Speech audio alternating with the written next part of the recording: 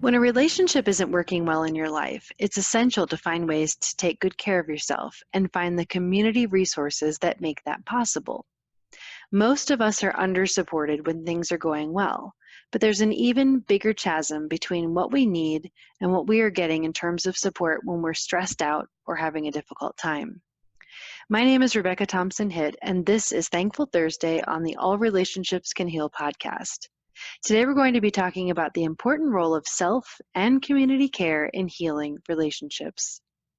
Today we're talking about my 8th and final guiding principle on this series of my 8 guiding principles.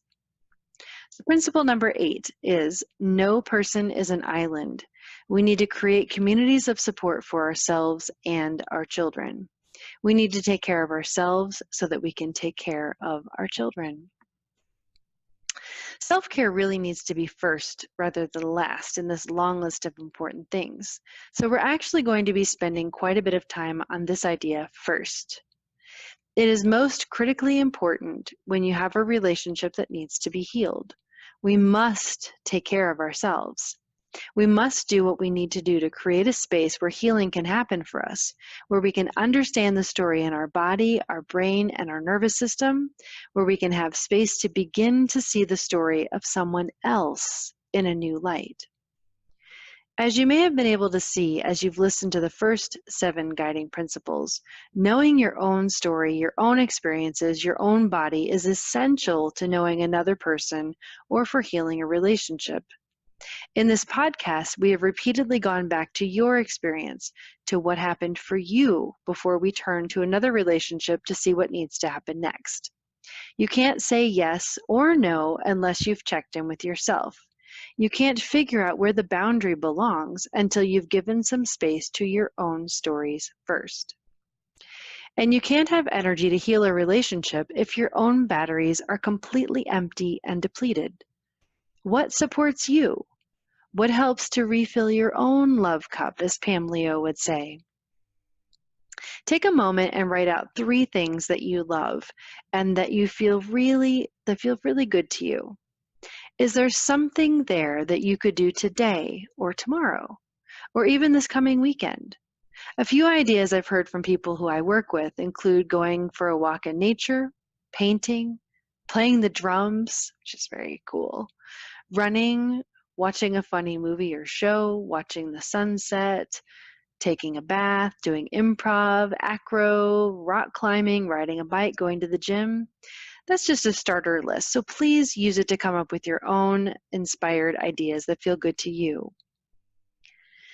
And we also need others to support us. We can't do this healing work alone. We're social creatures and we need one another. We need others to see, hear, and feel our experiences with us so that we can heal those tender spaces. We'll be creating this space together in our healing story circles as we learn to listen to one another and cultivate the skills we need to heal ourselves and our relationships. So watch for more opportunities coming up in 2020 to experience those healing story circles. But right now, I wanted to invite you to take a moment and think about who is part of your community of support. What do they do for you that feels supportive? These people may be local and bring you some food when you're sick, or may live far away and provide a listening ear and a friendly voice when you're having a rough day. What does community mean to you? What does support mean to you? Are you able to make a request of support from someone in your community? One of my favorite stories was a mom who was going through a lot, really rough time. And she decided to reach out to another mom in her community to have a listening partnership while walking.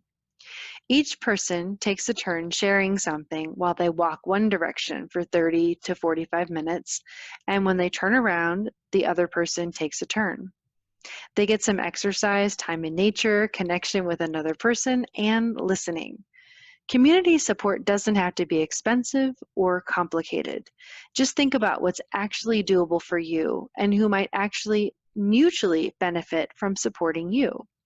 Remember, the people who are most available to support you might not be the people in the same life stage as you. So don't rule out people who are older or younger than you are, people who have kids or don't have kids, etc. Take a moment and inventory who you have in your life who you think would be willing to support you, especially those who can support you in your efforts in self-care directly or indirectly.